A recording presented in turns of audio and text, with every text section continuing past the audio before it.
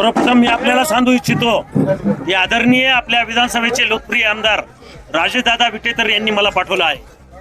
त्यांचे सोनपेठ येथे नगरपालिकेची निवड, उपनगराध्यक्ष निवड, सूत्र सदस्य निवड असल्यामुळं त्यांनी मला 10 वाजता फोन केला आणि तुम्ही तिथं जा आणि शहराच्या विकासासाठी आपण ही युती करत आहोत आणि आपले इथले श्रेष्ठ देवस्थान साईबाबाचं मंदिराचा जो विकास राहिलेला आहे त्याचा पूर्ण करण्यासाठी ही आपण युती केलेली आहे.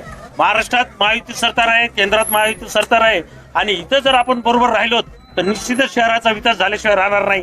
या विकासासाठी फक्त आम्ही यांच्यासोबत आहोत. आणि दुसरी महत्वाची गोष्ट, आम्हाला जे आमचे 2 सदस्यच असताना आम्हाला टॉप मेंबर दिलं त्याबद्दल मी आदरणीय सईद भैया असतील, आसिफ भैया असेल तेव्हा त्यांच्या सर्व टीमचे मनात एक सभापती पद आणि एक टॉप मेंबर त्यांनी दिला आम्हाला.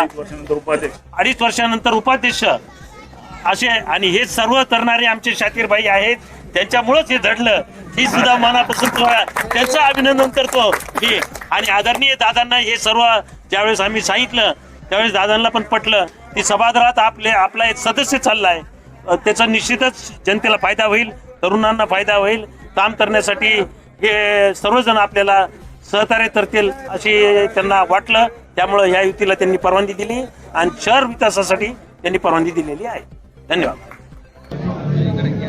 सर्वप्रथम तुम्हाला सांगतो, वचनाची भूमिका घेतली की एक सदस्य आपला